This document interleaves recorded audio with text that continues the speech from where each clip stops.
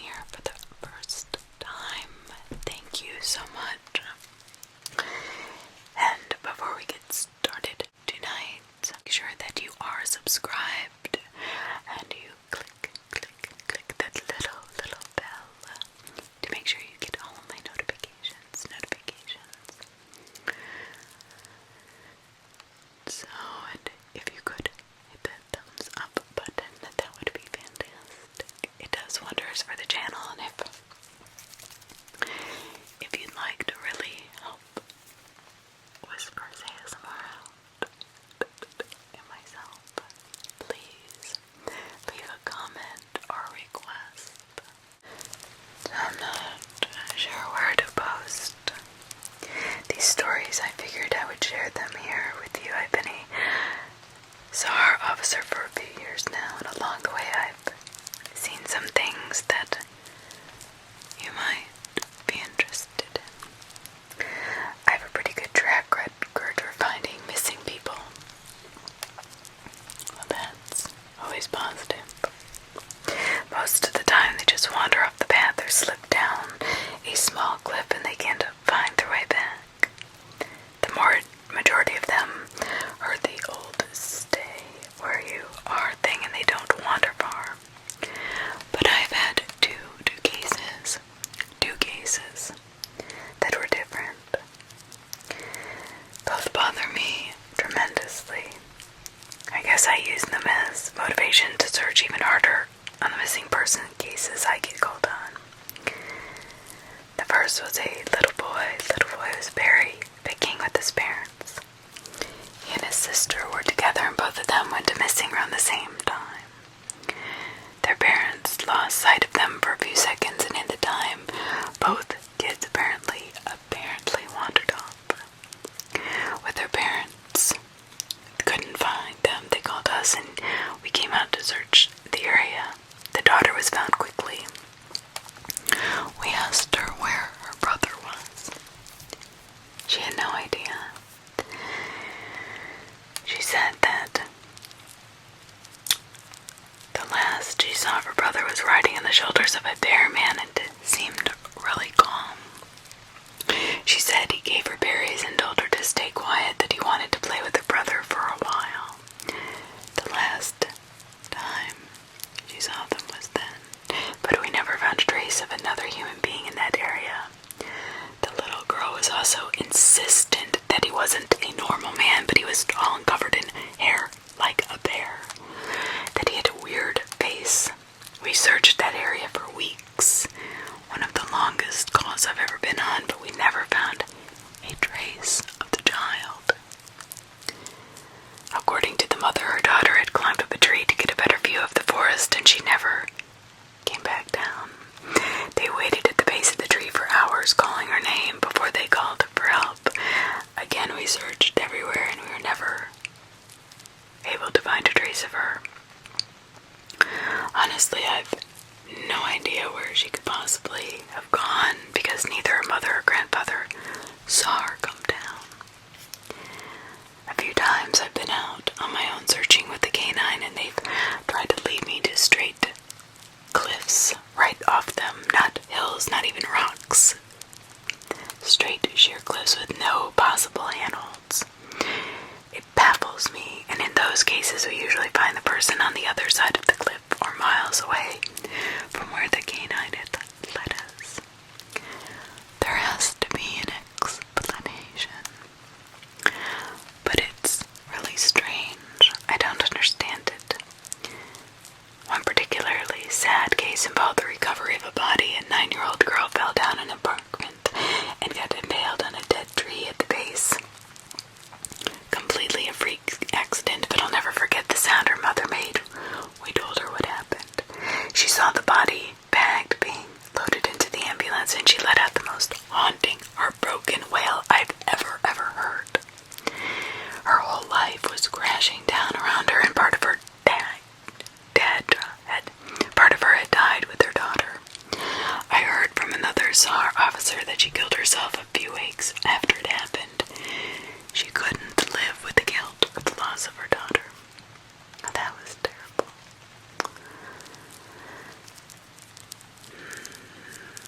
this is the weirdest story.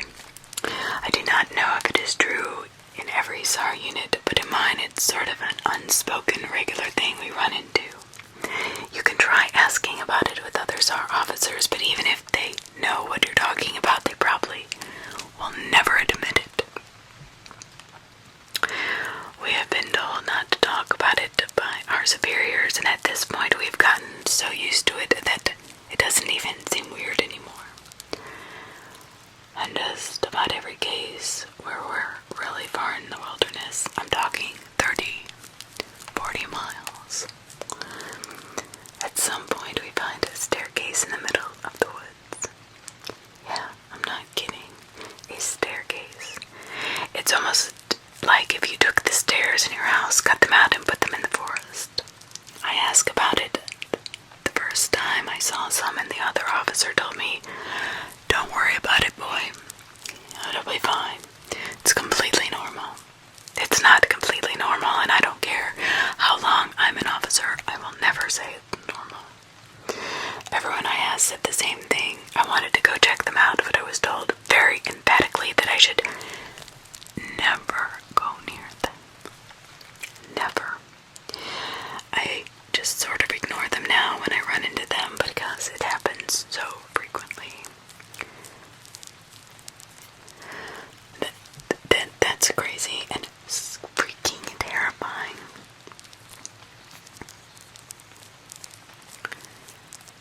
And that is absolutely terrifying. And what do you do when you walk up and find that in the woods? What do you do when you walk up and find stairs in the woods? Just stairs going to nowhere. What the hell? Is it normal?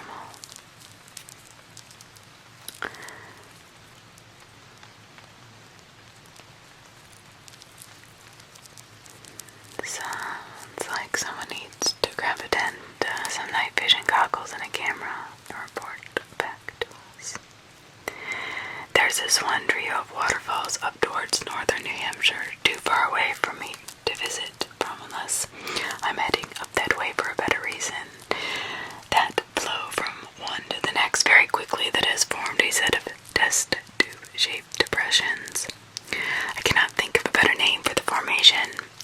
In the stream below, that are each about 10 feet wide and at least twice as deep, with a vertical tube being separated from its neighbor by only 2 or 3 foot thick walls of stone that haven't been worn away. The depth of the stream only averages maybe a little over 2 feet, if I remember correctly. Though, and there are cliffs on either side that range from 10 to 50 feet tall to form an extremely narrow gorge. These deep pools are the base of each cliff. Each cliff marks where the falls used to be as they receded over time through erosion, and our favorite spot for cliff divers, despite how small the target you have to hit. The pools are spooky enough as it is, but the really terrifying part is that the bottoms of the tubes are littered with the remains of divers that were unlucky enough to have some kind of accident while enjoying the falls heading downward. I don't have any official data on how many bodies are at the bottom of the tubes, but I've heard, well, that a fair number of the corpses are from ancient, relatively speaking, natives. The tubes are too deep and treacherous to safely recover bodies, apparently without protective equipment. So for hundreds of years, this place may have been collecting bodies, but damn if it throws cliffs, if those cliffs aren't fun to dive off of. No thank you, no thank you, no thank you. I think I will dive off of a regular cliff if I'm going to cliff dive. I should say that a lot of this stuff is hearsay and I do not have any hard evidence, but if you find the falls, it's a great spooky story to tell your friends. I just wish I could remember the name of the place and the scramble for trying to find it. Maybe somebody answered that.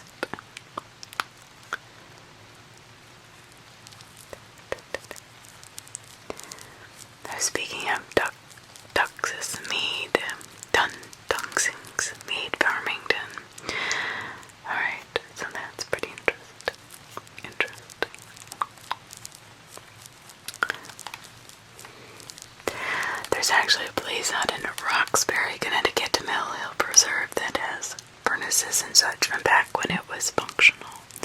Great hike and fascinating, creepy stories. I live in Wisconsin. I guess this is gonna be partly of hiking mysteries or backwoods mysteries and maybe some creepypastas. Maybe we just forget the creepypastas and go to backwoods mystery. I did not know this is what it was. This is what it was. Yeah, I live in Wisconsin. I've only seen one staircase like this, and when we went to it, everything just fell off. Like we didn't feel scared, but we felt unwelcome. Like we shouldn't have been on the stairs. Creepy weird for the middle of the day, nice and sunny. But then all of a sudden we all felt this weird dread. Like if we didn't leave by our own accord, something was going to make us leave. As we were leaving the entire trip back, we felt watched. Like the whole forest had eyes on us. It was not fun.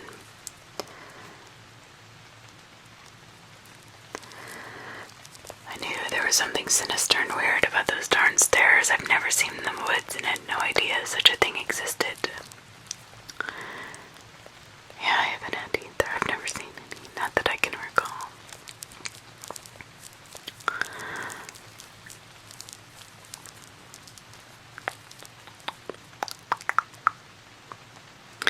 I've explored abandoned houses and buildings. When a house collapses or catches fire, the stairs remain because they are built separately sometimes, or made of concrete while the house is wood, etc. I have a few photos of this, but I have seen them pretty often. The thing is, I see more often as chimneys with no house at all. Maybe they're underground houses. Maybe an alternate reality. Maybe a back room story. I used to go to a Girl Scout camp every summer, and there's a mysterious stairway on the far side of the lake. No one knows how it got there. The camp has been around for longer than 80 years, and I'm told that it's been there since before then. Here's my theory. It's from a very old trail that used to lead to a nearby hill or something, but why the stairs? Just to help him up the hill. So yeah, I come across stairs quite often, and I didn't realize that seeing stairs was a common event. So I was in rural West Virginia. I don't think I was quite 40 miles into the forest, but at least 10 miles or better. I thought maybe a house had once stood there, but there was no cellar, no foundation, no other debris that would indicate a home was there before. Just a set of stairs leading to nowhere. It went up one flight, 16 steps or so if I remember right, and incredibly sturdy. I could barely shake them. I didn't climb up though. I worried it might break or fall over as I was alone. I went camping at Crater Lake in Oregon, where we camped. It was heavily wooded, and there were about 2 or 3 other people beside us. We get there around midday, and we set up, relax. By now it begins to get dark, so we decide to cook some food and call it a day after we eat. Now me, my cousin, and my brother shared a tent to sleep in. I would say around 2 to 3 a.m. and the morning rolls around and I have to pee like a motherfucker. Anyways, I do my stuff and head back to the tent to find the zipper wide open and my little brother gone. So I'm freaking out. I wake my cousin up to tell him what happened, and essentially we searched until about sunrise, and then we had to call in the rangers. They searched for 4 or 5 hours. They found him 10 miles away from our campsite. Here's the weird thing. My brother does not remember anything about this. He has no clue how he got there. He had on his underwear and nothing else. Now, after this whole ordeal, our cousin tells us that David Politis and his whole research on missing people in national parks, needless to say, or Politis, yeah.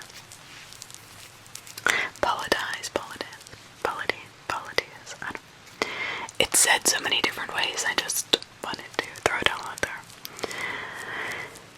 Oh, needless to say, it was the most jarring and disturbing thing that has ever happened in my life.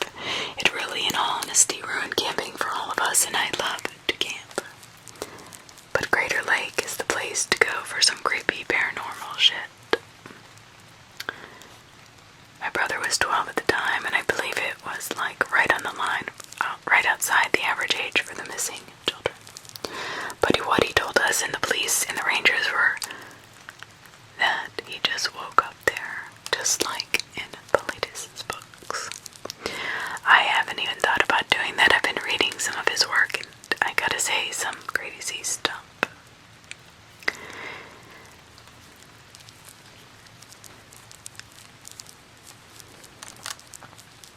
A few years back, I was with a large group of scouts in Bidano. We were hiking some godforsaken dense forest trail in the wet California winter rains. The first night, the raccoons rolled a bunch of our beer containers down a gully into the creek and were able to find them. Luckily, the second day we encountered a road and checkpoint.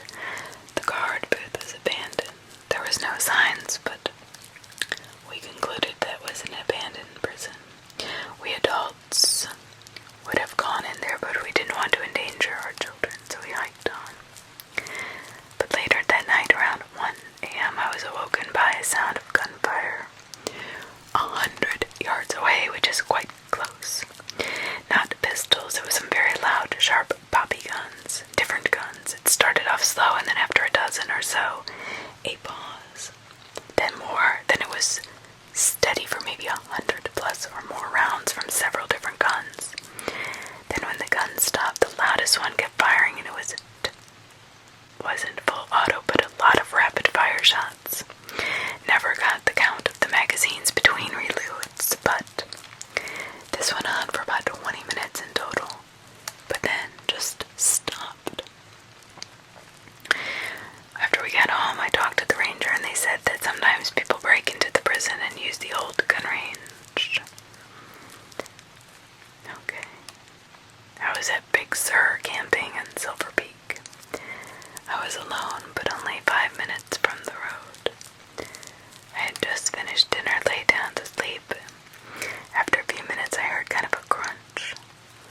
Crunch, crunch, crunch, crunch, crunch. Sound that sounded like footsteps outside.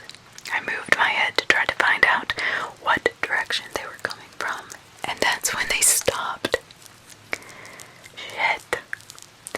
Again, I lifted my head to see what direction they were coming from, or whether it was close, but nothing. This cycle repeated a couple more times until I decided to turn over, open my tent flap to look around outside with the flashlight. I was most definitely expecting to see a person, but nothing, and I heard nothing. Zipped up, put my head back down, tried to go back to sleep. Again, god darn it. Crunch, crunch, crunch, crunch. Again, I lifted my head. It stopped. I tried to readjust. I looked outside again. I could not find the source. Now, it most certainly was not my heart, because that was thumping like mad. This kept me awake for hours that evening.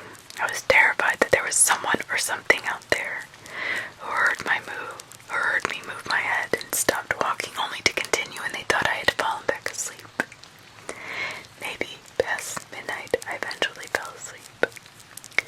What happened? Well, the next morning I had breakfast, broke camp, and set up my tent. I noticed that my head was over a gopher hole. Okay, but it's kind of a spooky ending, but how do you know it was a gopher?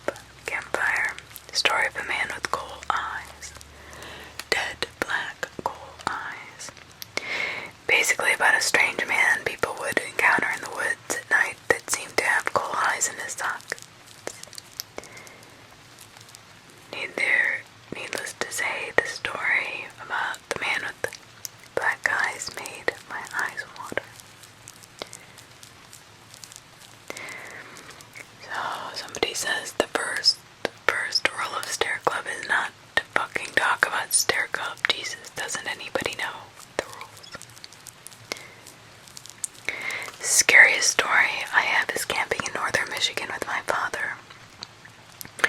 Yeah, my grandmother lived on a lake in a house near Gaylord, Michigan, which my parents and I would frequently visit every Friday through Sunday, or for well over a decade, until my grandmother sold the place. Here's our routine. We would be packed up all necessary equipment for 3 days camping trip and fit into our rucks. Grab the mountain bikes and head off to one of those state forests. We then would find a random track leading into the woods. Particularly, we always aimed for those that looked like they hadn't been driven on in years due to overgrowth. We'd find a place to park, offload our bikes, and leave. Generally, made our own trail when we could. Our goal was to find a stream or river and set up camp in any clearing we could find. Usually ended up just in a clearing, as we never went more than 10 to 15 miles from the truck. But one time we actually came across an old foundation of an inn. Well, I'm assuming was once a home, no trail or road remotely near for miles. Right on a stream.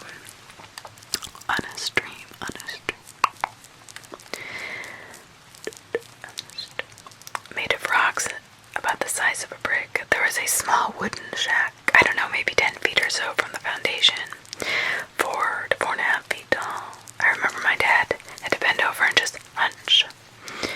I was a kid to get inside, so I just walked right in. Inside were rusted out old gun barrels galore, fishing poles, snowshoes, bedding, old pots and pans, etc. Clearly the area had not been used in a very long time. Just cool stuff for a 12-year-old kid. We set up camp for about 20 feet away, got a few bullfrogs and cooked them for dinner, with some pan-fried nachos and the small Coleman we had with those old school mini propane tanks. No light pollution. The night sky was amazing. Could see so many stars. To this day, my favorite part of the camping trip was after dark. The night shortly before we went to bed, we tied up all of our food and hung it up about 15 feet or so in the air over a branch, like you see in the movies. We like to keep bears and other animals out of it. Essentially, our normal nightly routine. Shortly after we zipped the tent up to get some sleep, we started hearing grunting and huffing sounds coming from across the stream. Dad, being an avid hunter, said it's likely a deer, elk, maybe a bear, which we had seen all of these and more on our trips. Sound carries pretty far, so Dad wasn't too concerned. We hear it throughout the night, but the sound started getting baby-like. The only way I can describe it is imagine a baby whining softly, and with this very deep huffs and gruffs. Periodically we would very high-pitched sound, sharp but very short cry. Sounded to me like a baby screaming, just repeat. Throughout the night these sounds would come and go. Dad loaded the Remington and I had my little 20 gauge. My first gun and my first time to take it with us on our trip. We eventually fell asleep. We wake up to nothing too out of the ordinary except the stench of rotting meat like a dead animal.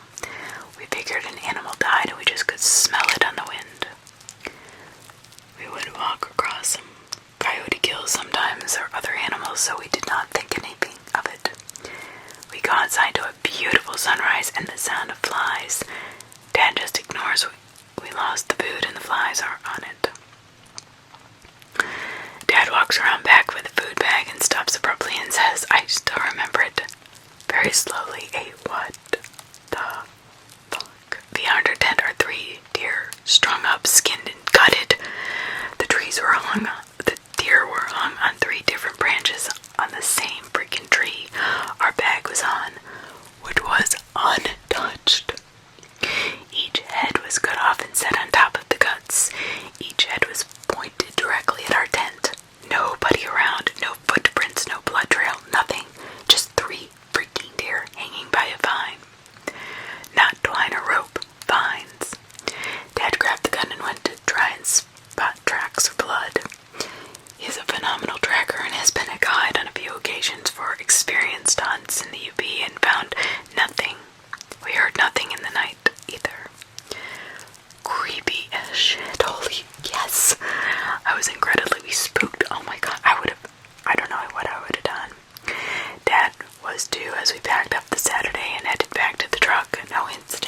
way back, just a normal half-day trip back.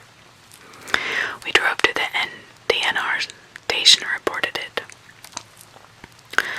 I remember the guy looking at me, then my dad shaking his head slowly and picking up the phone to call whoever, and all he said was something like another skinned animal sighting near the stream. Clearly it's happened before, but what the hell, Dad never did find out if it was someone or something. The fact that my dad could not find any blood spotting or trails where those deer would have been dragged or hoof prints were there.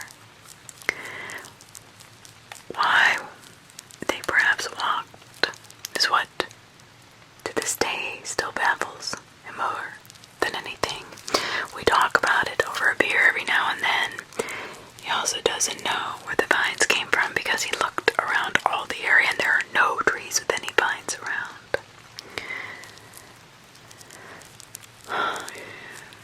I tell you what, somebody says yours wins the trophy for the creepiest. Heck yeah.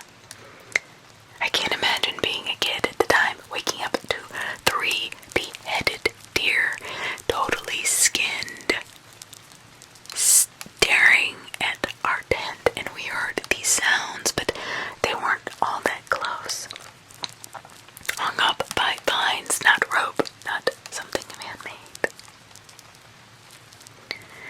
And I mean, yeah, somebody says, oh, it could have been somebody living nearby. No, that's beyond creepy. I don't know.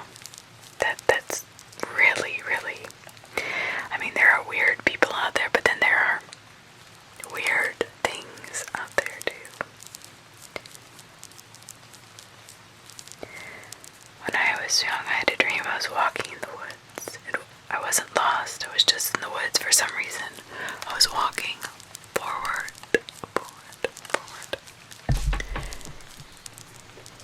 Just walking forward.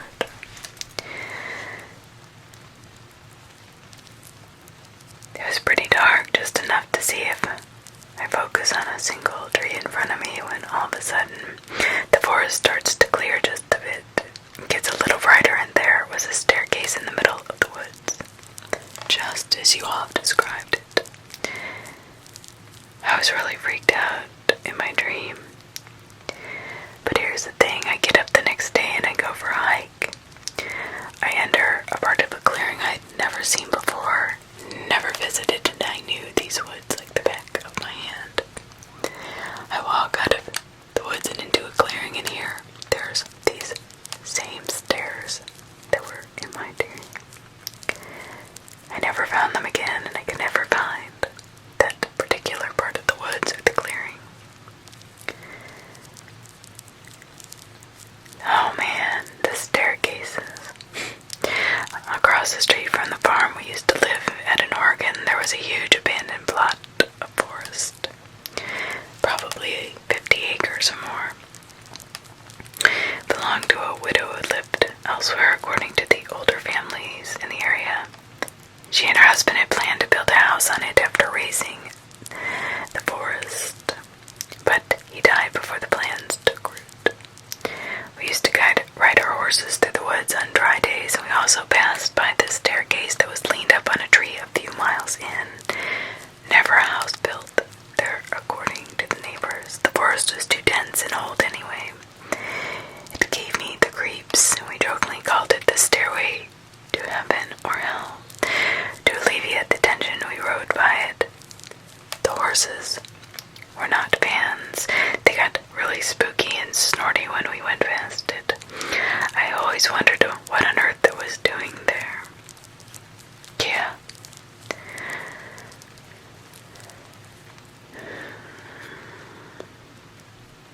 I mean, this is really crazy. I mean, Mr. Paulides, he's been tracking these things for years and years and years. And there's no real reason or rhyme. So I always wondered if, I know he was going to do an international story, but I always wondered if these same phenomenons carried out as frequently as they do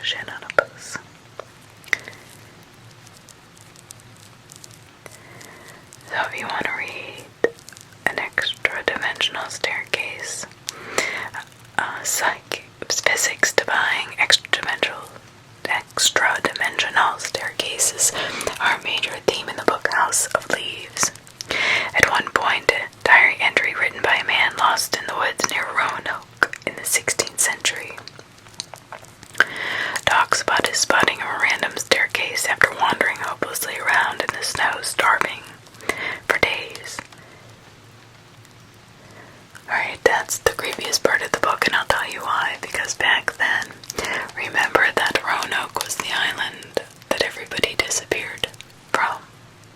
And when that guy came back from Europe with supplies, everybody was gone, including everything that was there. It was just nothing. I don't know if a hurricane had come through. I don't know. It's so weird.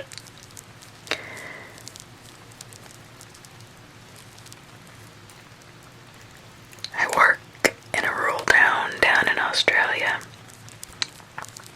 We have seen a lot of weird shit here. A lot of horrible stuff too. Yeah, I'd love to write a book about our ongoings once I retire from the police force. Well, as I write, I'm retired and getting older and more forgetful every day. Maybe I should write about some of my community's experiences here one day. All credit to you, of course. This is terrifying shit. I've seen a couple other posts about different areas with similar experiences. Reckon I'll hop on the forest terror wagon myself. Share what I've seen. Why the hell not? Okay. Did you do it? Did you do it? Well, let us know. Us here, please share. I hope you did or didn't. 7 years for me. I'm just getting started. Okay, I guess he never did. Well, okay. I was hunting near my house when I was younger. It was a night with my older brother, and about a year back, he swore up and down that he saw a deer with no face. He damn near shit himself and demanded we go back. I convinced him to do otherwise, and we came across this faceless deer once again. It was a deer with a CVS plastic shopping bag over its face. Almost died from laughter. I haven't stopped making fun of my brother since. Well, did you save the deer at least? I guess the one thing about going out into the wilderness is that you never know what's going to happen. You never know what you're going to see, experience, feel, touch, smell. It's quite powerful.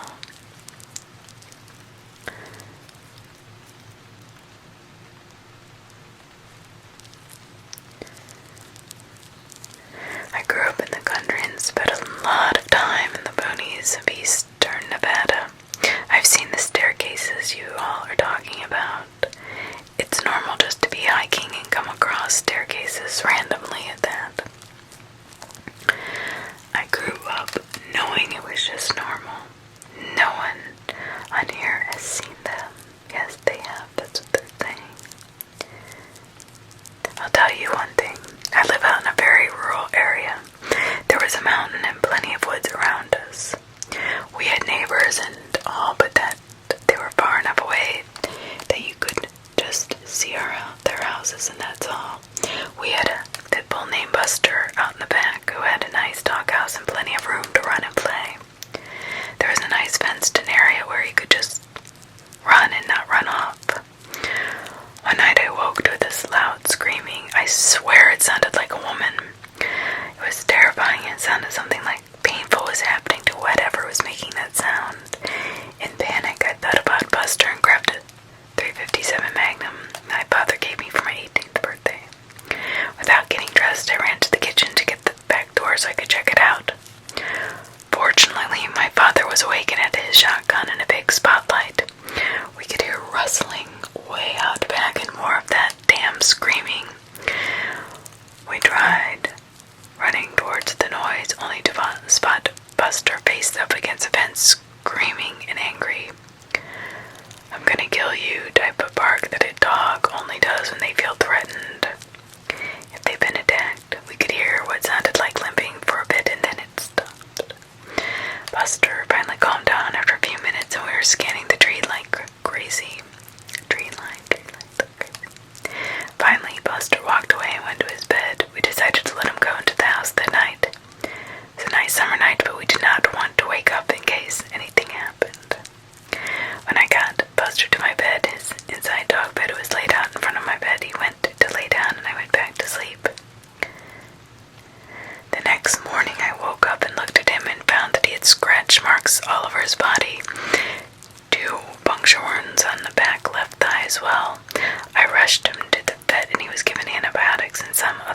investigation. I went to where he was found and found a blood trail. Turns out he got into a scuffle with a wildcat. Found it dead 50 to 60 yards away from the fence. It lost too much blood and died. Not scary, but freaked me out. What do you mean it's not scary? It almost killed your dog. Oh my god. I mean, that's freaking terrifying. Can you imagine being out there and you're hearing this screaming? Your dog is bleeding and bloody, and when the next morning when you wake up, you take him to a vet to get him antibiotics, and then you find a dead bobcat. Oh, come on. That could have killed you. The dog is a freaking hero. I heard a cough before. Back when I was doing survival training in the army, I was alone in the woods in Canada with nothing but a random kid and a knife. They even took our belts so we couldn't hang ourselves if we lost it. We did this as a unit, but we were each at least 5 miles apart. Late one night I was having some serious trouble sleeping. My shelter was rustling, but there was no wind. That's when the coughs began. Yeah, I was freaking out, trying to dismiss it as one of my platoon mates hunting in the woods or something, even though we were explicitly told not to stay within visual range of our shelter. I decided, kind of like an idiot, to investigate the sound and looked towards the entangled door in my shelter. A barefoot with frayed jeans at the ankle. After reading the black-eyed man story 20 minutes ago, I still have chills running down my spine. Oh, shit.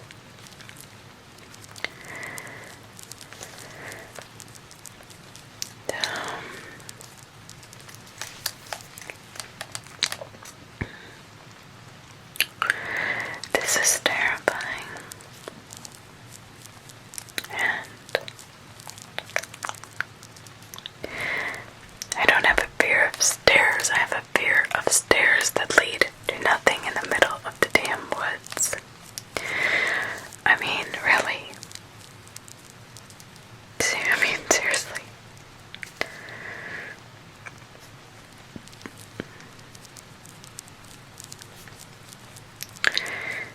A few times I've been out on my own searching with the canine, and they've tried to lead me straight up cliffs. Not hills, not even rock faces, straight up sheer cliffs with no possible handholds. It baffles me every time, and in those cases we usually find the person on the other side of the cliff for miles away from where the canine led us. Like I said earlier, I'm sure there's an explanation, but it's sort of strange. Somebody says that this happens because the thermals and scent dripped. The rising sun will heat up the person's scent cone and cause it to become more of a thick column, lofting into the sky. Then as breezes carry it elsewhere, the air cools and the scent will fall back down in the evening and settle in gullies and ravines.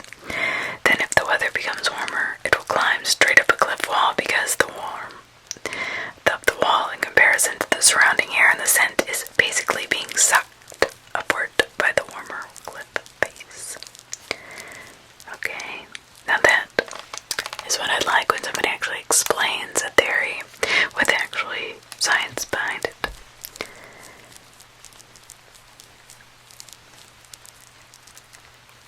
I do not believe in these oddities personally, or do you think that there is a more simple explanation for the stairs and the weird people in the woods? No, let's face it, there are weird people in the woods. Everywhere there are weird people. I run up on weird people all the time when I do water tests for the EPA. I've run into strange folks in the Ohio River and St. John's River when I'm going to the South End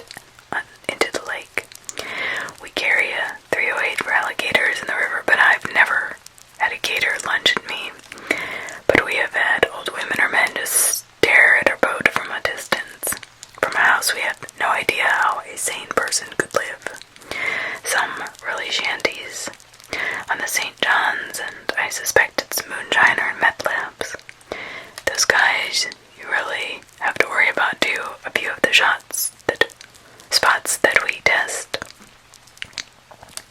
We have to get the FWC Rangers with us in case something happens.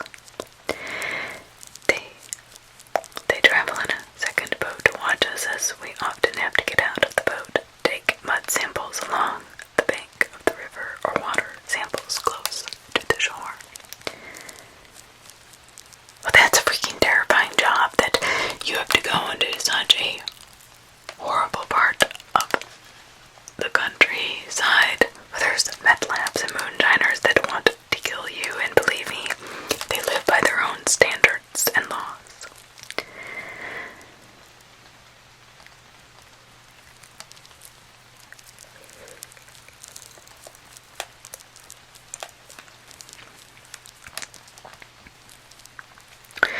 I was thinking about that first story about the girl who had the brother who just disappeared.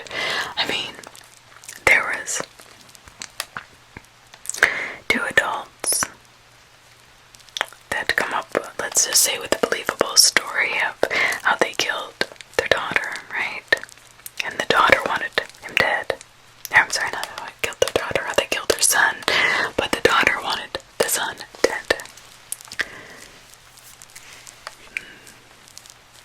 Right? I don't know. Just a thought. Just a thought. Just a thought.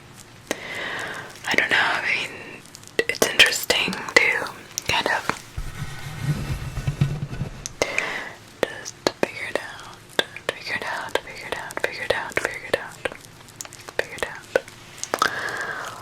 But one thing is definitely for sure. If they were going to kill their son, that's the way to do it. I don't know. They'd come up with a more believable story. I don't know. Insisting she climbed a tree and never came back. Yeah, and then the daughter didn't come back either. She just climbed up a tree and didn't come back. Her just wandering off and vanishing would be a lot more believable. Why make up a story if it's not true? And it seems like someone would have eventually found the body, but I guess anything is possible. Somebody says, where the crap do you live? The tree story is really, really weird, and the man with the black eyes is freaking me out. And the forest will echo laughter. I've seen a few stairs lead up to nowhere in Portuguese forests and fields. They look creepy, and they don't at the same time. Perhaps the only unsettling thing about them is that there is no visible signs of area that have ever had a building. Yeah. I live in North Yorkshire, England now, and I do a fair bit of hiking. I will keep an eye out for them.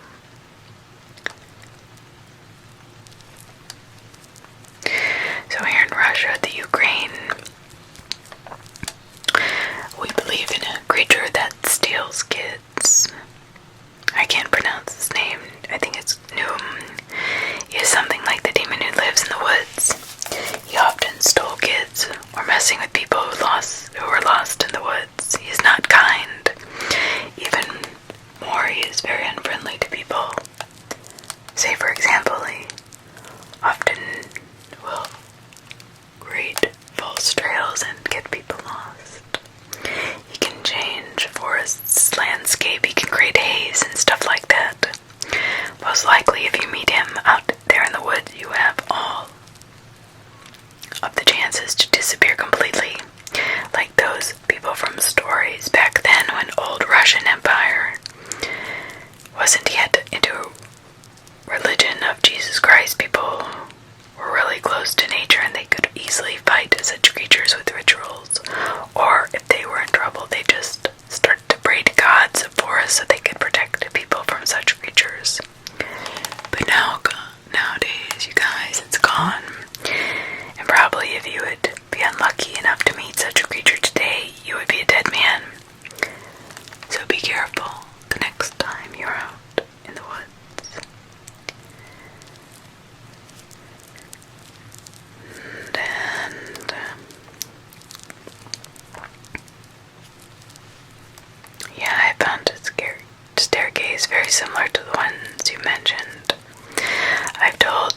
story so many times.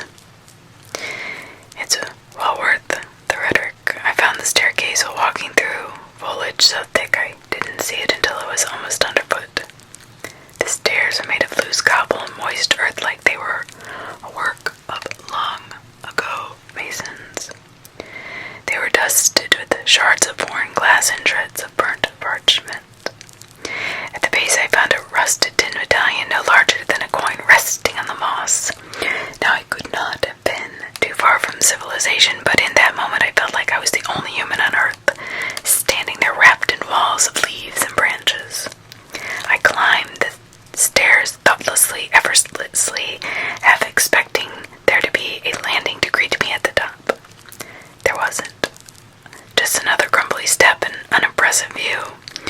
I could see the red tin roof of the DPW yard and cut through to get there, and beyond its glistening smokestacks reached up towards the clouds, spilling white smoke into the clear blue sky.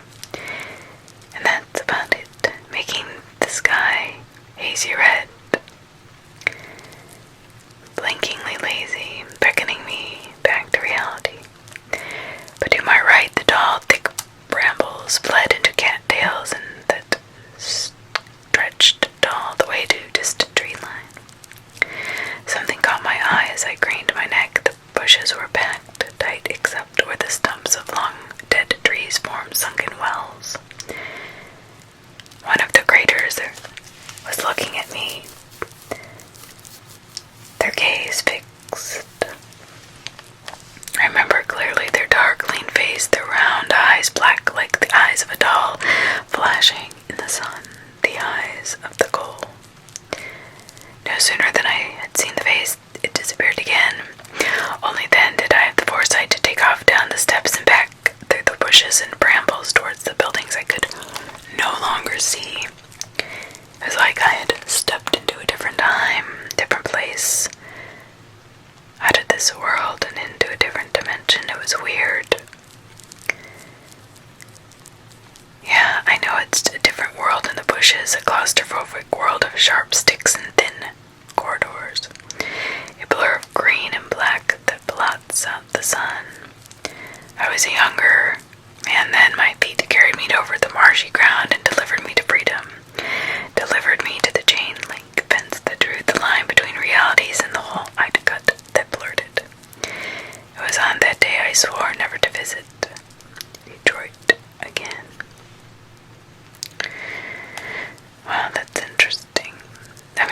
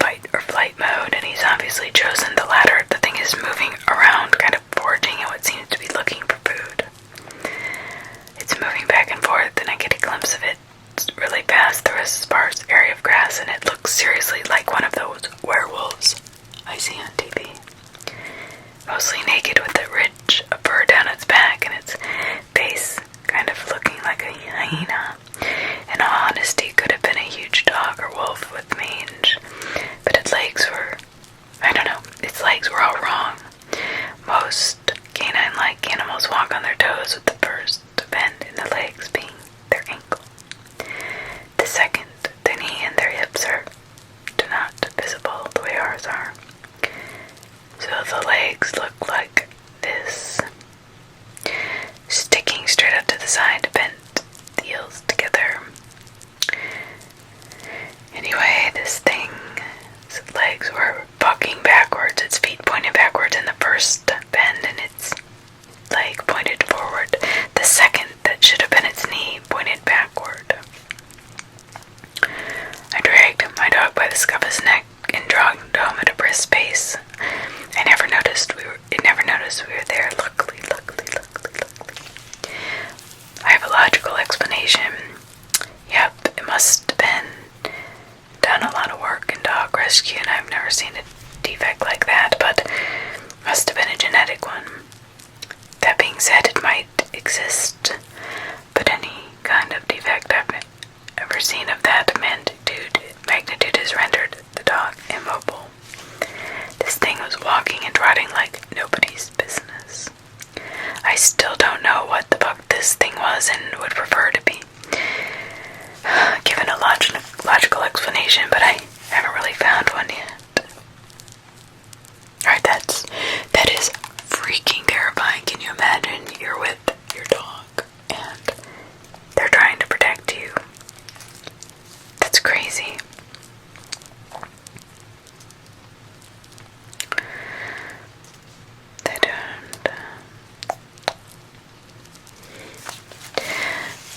A lot of people have stories from their childhood about different monsters and things that they have seen in the woods. Sometimes it looks like a frail old man walking. He's drunk, who went ahead and picked up a dog out of a garden, threw it in a few meters in the air, kicked it rather gracefully to fly across the street.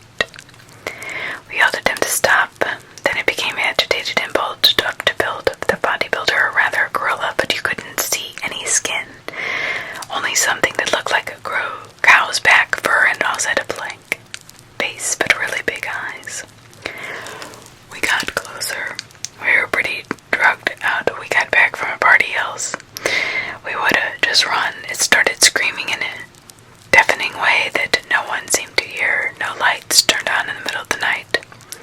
We didn't back off. It started to go crazy and punched a sandstone wall. It broke 2 stones on that, and after it started shaking a street light so hard it almost ripped it out of the ground. All of the stones on the ground, the pole, were pulled up. The street light out of service for 2 weeks. My friends and I theorized that the screams were not heard by anyone it didn't intend to hear, other than all the dogs in the neighborhood who all started barking, as nobody woke up.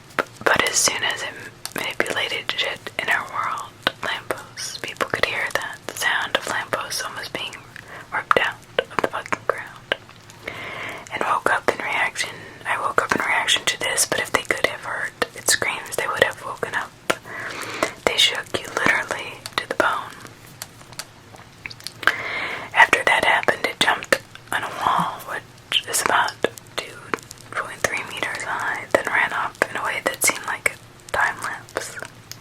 Like it would teleport a few meters at a time, and if you didn't look at it, it could cover a seemingly endless distance in an instant. Then it sat waiting at a crossroad, seemingly waiting for us to pass with a cocky attitude, arms leaning on a railing. Before this happened, I heard about this thing from 3 different people at different times. It's called Gordy's Monster. Because the first guy who saw it was the Curtis Dam. It was that name. This was 3 years ago. I'm still scared to go out past 10 p.m. This is some supernatural shit, and the strangest thing was that a friend's mother goes to some gypsy fortune teller who just happened to tell her that the shit her son encountered is not to be fucked with and is a goddamn demon. Make of it what you will. I care as much about my formatting and grammar. That's fine. But that's freaking scary. Oh my god. You know, here's the thing. I'm gonna let you go. This is going to be just a short